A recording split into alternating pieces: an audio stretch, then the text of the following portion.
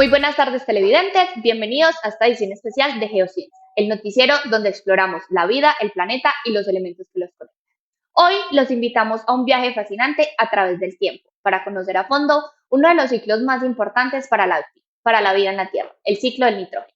Aunque este ciclo ocupa el 78% de la atmósfera en forma de gas, el nitrógeno no siempre está disponible directamente para la mayoría de los seres vivos. Entonces, ¿cómo pasó de ser un gas inerte a convertirse en un elemento esencial para el ADN, las proteínas y el ecosistema? A continuación, se presentan los titulares que se van a tener a lo largo de esta edición, claves para entender la evolución de este ciclo. En primera instancia tenemos la Tierra primitiva y el ciclo del nitrógeno abiótico. Luego tenemos la evolución microbiana del ciclo. Luego tenemos el ciclo del nitrógeno actual, la alteración humana del ciclo y por último tenemos el futuro del ciclo del nitrógeno. Comenzamos con nuestro primer segmento para contarnos cómo era la Tierra en sus inicios y cuál era el comportamiento del nitrógeno en ese tiempo. Conectamos con nuestro corresponsal en la Tierra primitiva, Melanie. Adelante.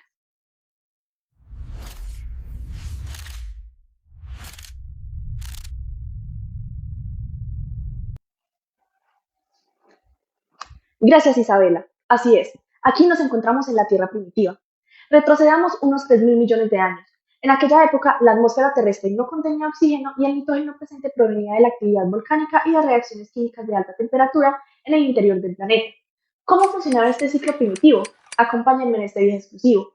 Cuando la Tierra se formó hace unos 4.500 millones de años, el nitrógeno fue uno de los elementos que llegó, junto con otros compuestos, durante la creación planetaria. Se cree que llegó en forma de amoníaco congelado, aminoácidos y moléculas orgánicas simples atrapadas en meteoritos y cometas. Al entrar en contacto con el manto caliente de la Tierra, este nitrógeno primitivo se transformó en gas nitrógeno, que comenzó a acumularse en la atmósfera gracias a la actividad volcánica. Así, el nitrógeno se convirtió rápidamente en el reservorio dominante y todavía lo es hoy. En esta Tierra sin vida, los procesos que transformaban el nitrógeno eran puramente químicos y extremadamente lentos. Por ejemplo, los rayos y los impactos de meteoritos generaban una energía tan alta que podían romper la molécula de nitrógeno y formar óxido de nitrógeno, óxido nítrico y dióxido de nitrógeno, que luego se convertirían en nitrato y nitrito mediante reacciones con el agua y la luz solar. Pero la cantidad producida era tan mínima en comparación con lo que se necesita para mantener la vida tal y como la conocemos. También en condiciones de alta temperatura. Por ejemplo, en el fondo marino o en zonas volcánicas, el nitrato y nitrito podían ser reducidos a amonio si entraban en contacto con minerales como hierro metálico, magnetita o sulfuros de hierro. Pero de nuevo, estos eran procesos geológicamente lentos. Según cálculos, el tiempo de recirculación del nitrógeno en este ciclo abiótico podía durar hasta 1.000 millones de años. La primera columna, a la derecha, corresponde al periodo prebiológico. Esta parte de la gráfica muestra que en los océanos de esta Tierra predominaba el hierro ferroso que le daba al agua un color verdoso oscuro. El nitrógeno estaba presente principalmente como amonio, mientras que el nitrato y nitrito eran muy escasos o inexistentes. Tampoco había oxígeno, así que no ocurría nitrificación ni otras reacciones biológicas que conocemos hoy en día. Esta imagen nos muestra un océano químicamente activo, pero sin vida, con muy poca productividad. De hecho, en la parte inferior de la figura se indica la productividad primaria estimada en esta época, apenas 10 a la 13 moles de carbono por año, comparado con los 10 a la 16 de la era moderna, es decir, 1.000 veces menor. Durante esta etapa primitiva, los principales reservorios de nitrógeno eran la atmósfera, con una gran cantidad de nitrógeno, el manto terrestre, que aún no contiene nitrógeno atrapado desde esa época, y, en menor medida, los océanos, donde el amonio comenzaba a acumularse en aguas profundas. Sin embargo, como no existían organismos vivos que reciclaran este nitrógeno, no se puede hablar aún de un ciclo eficiente, sino que un sistema lento, parcialmente abierto y dominado por la química inorgánica.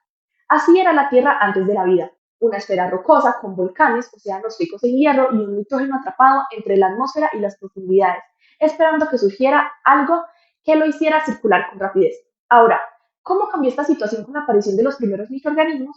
Para eso, vamos con nuestra corresponsal Ana, quien nos hablará de la revolución microbiana. Adelante, Ana, por favor.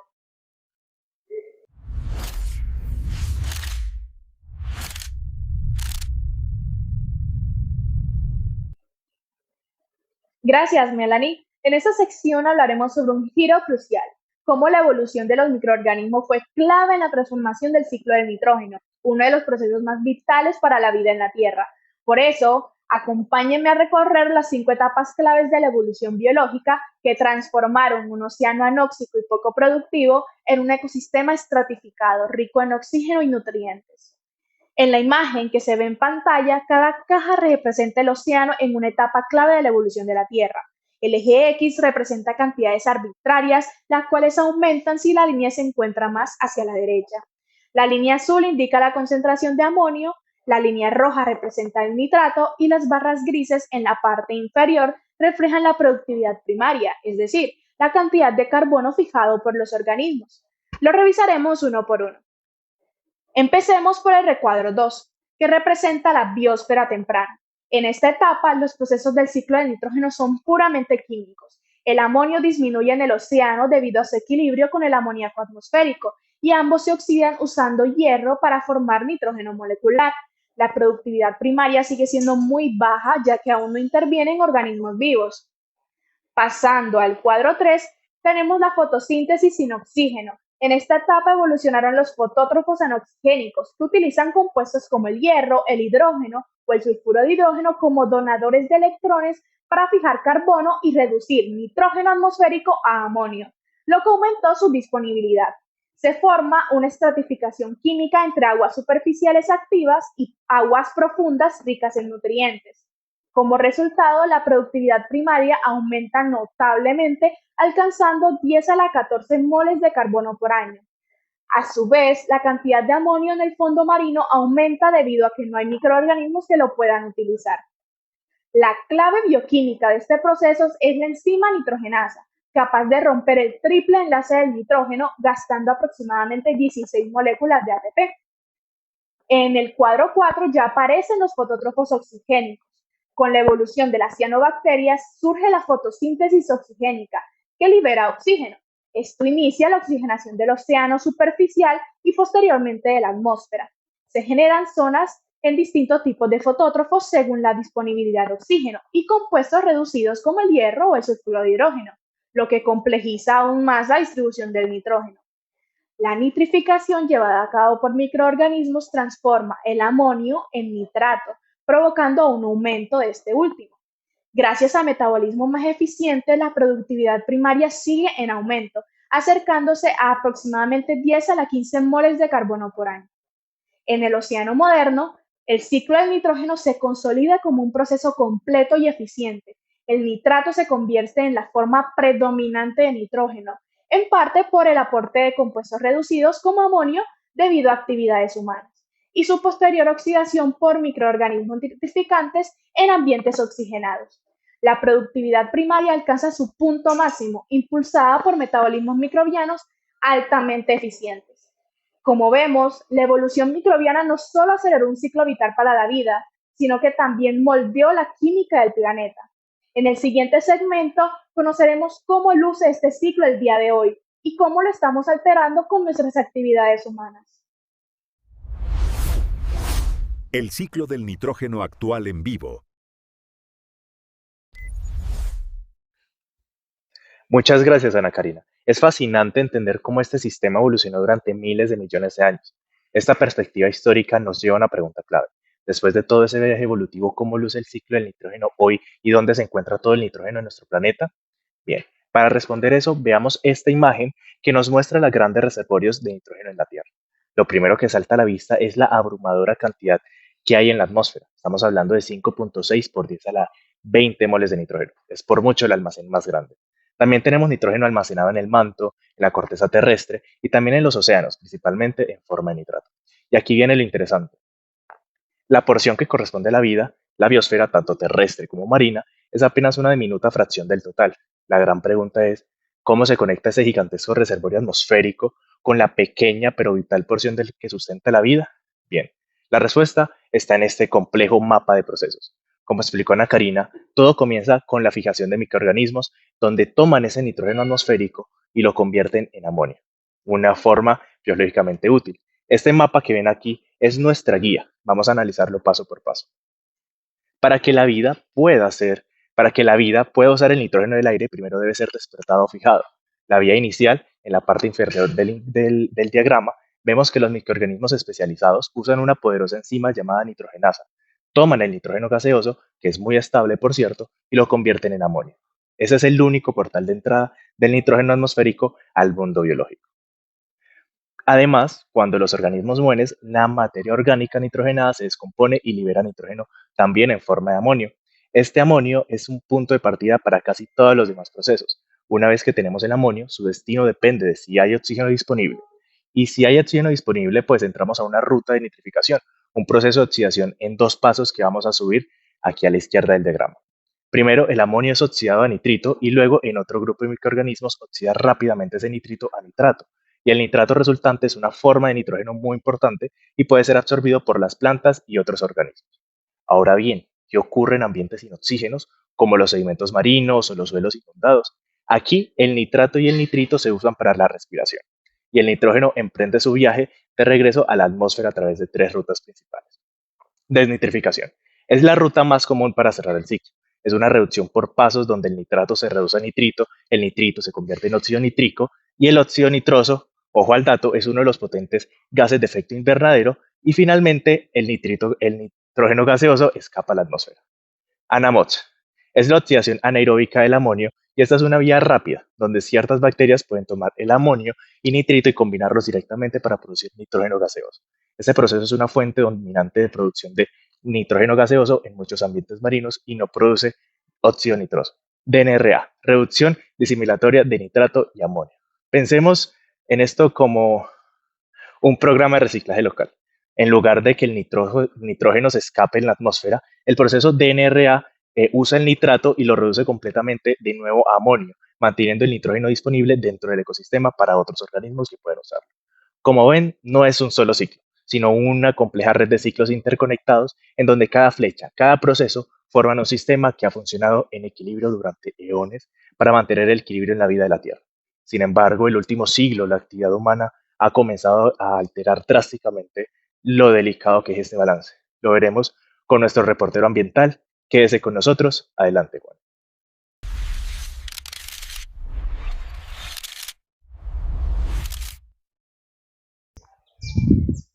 Así es, Julián. Y es que en el último siglo los seres humanos hemos desarrollado diferentes procesos industriales, como el procedimiento Haber-Bosch, que permite transformar el nitrógeno atmosférico a formas reducidas, como amonio o amoníaco. Esto con el fin de mejorar los cultivos para suplementar las demandas alimentarias de las sociedades, las cuales son crecientes cada año. Y es que desde los 60 hasta el nuevo siglo, el uso de fertilizantes ha aumentado un 800%, siendo estos usados principalmente en cultivos de arroz, maíz y trigo. Sin embargo, la mayoría del nitrógeno que se agrega a los suelos para cultivos no es convertido en biomasa. Adicionalmente, más del 60% de esto no se transforma y se pierde bien sea en procesos de desnitrificación, donde va a la atmósfera, o llegante a afluentes de agua, generando procesos de eutrofización. A su vez, en condiciones anóxicas, se produce no solo nitrógeno atmosférico, sino también N2O, el cual tiene 300 veces más potencial de gas de efecto invernadero a comparación del CO2 por molécula, siendo la agricultura la responsable de 1/4 de las emisiones de este gas. Y es que por sí sola la agricultura, debido al uso de fertilizantes, genera 2.4 por 10 a la 12 moles de nitrógeno anualmente, y junto con todas las fuentes antropogénicas, aportan un 45% del nitrógeno total fijado a nivel terrestre, siendo el doble de la tasa natural de fijación de nitrógeno. Esto es importante, ya que genera un desbalance en el ciclo natural del nitrógeno, y es que las fuentes antropogénicas que se observan aquí de color café agregan más formas de reactivas, las cuales ya explicamos generan eutrofización, y así es una gran cantidad de N2O. A su vez, en un ecosistema marino se da un desequilibrio en la tasa de nitrificación y desnitrificación, debido a la gran cantidad de formas reactivas que entran desde los suelos, por lo que el océano pierde más nitrógeno del que obtiene, lo cual puede generar una pérdida de nutrientes con el tiempo. Pero, ¿qué nos depara para el futuro? ¿Podremos recuperar el equilibrio? Pues bueno, para ello tendremos en Paso a León, quien nos dará una visión más esperanzadora. Adelante. El futuro del ciclo del nitrógeno. Muchas gracias, Juan. Puede que el panorama actual del ciclo del nitrógeno parezca preocupante, pero debemos de tener en cuenta que no todo está perdido. La ciencia y la agricultura están poniendo sus mejores esfuerzos para desarrollar soluciones cada vez más innovadoras para restablecer el equilibrio de este ciclo tan vital. Por ello, a continuación les presentamos las claves para un futuro mucho más sostenible y amigable para toda la vida en el planeta. Entre estas soluciones, que cada vez van tomando mucha más fuerza por la problemática, son las estrategias que incluyen el uso de plantas de la familia de las fabáceas, donde encontramos encontramos plantas como los frijoles, guisantes e incluso hasta árboles como las acacias. Estas plantas pueden albergar bacterias fijadoras de nitrógeno en sus raíces, lo que reduce la necesidad de utilizar fertilizantes sintéticos, lo que enriquece de una manera mucho más natural el suelo. Además de esto, con el avance en los sectores agrícolas se han desarrollado estudios que demuestran que utilizar este tipo de plantas resulta ser mucho más beneficioso para actividades como la ganadería y demás. La familia de las fabáceas, aparte de esto, aportan cantidades mucho más considerables de nutrientes como proteínas, fibras, en comparación con las gramíneas, que son las que encontramos normalmente en los pastizales. Algo a tener en cuenta es que también se ha buscado mejorar la eficiencia en el uso de los fertilizantes, ya que es algo completamente crucial. A futuro se busca implementar cada vez más técnicas como la agricultura de precisión, que permiten aplicar cantidades más exactas de fertilizantes, lo que minimiza la pérdida de nitrógeno y la posterior llegada de este a cuerpos de agua y otras partes del ambiente. Otra innovación son los cultivos genéticamente modificados para ser más eficientes en la absorción de nitrógeno, especialmente cuando se habla de cereales como el trigo y el maíz. No olvidemos que en un futuro los microorganismos seguirán siendo nuestros aliados más importantes, principalmente por todos aquellos procesos que les hemos mencionado anteriormente. Y también con un creciente avance en el campo de la ingeniería genética se podrían acelerar estos procesos como la desnitrificación y el anamos para ayudar a equilibrar este ciclo tan importante. Aún así, se necesitará el tiempo y las condiciones adecuadas para desarrollar una solución para todo este problema por contaminación del nitrógeno.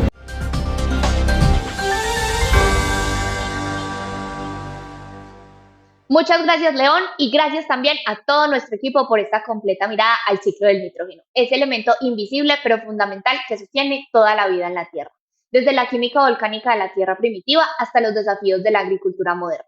El nitrógeno ha sido protagonista de la evolución de nuestro planeta. Nos despedimos por hoy desde Geociencias con una incógnita presentada a nuestros televidentes. ¿Qué papel van a jugar ustedes dentro de este importante ciclo? Recordándoles que entender los ciclos de la Tierra es el primer paso para cuidarla. Hasta la próxima edición.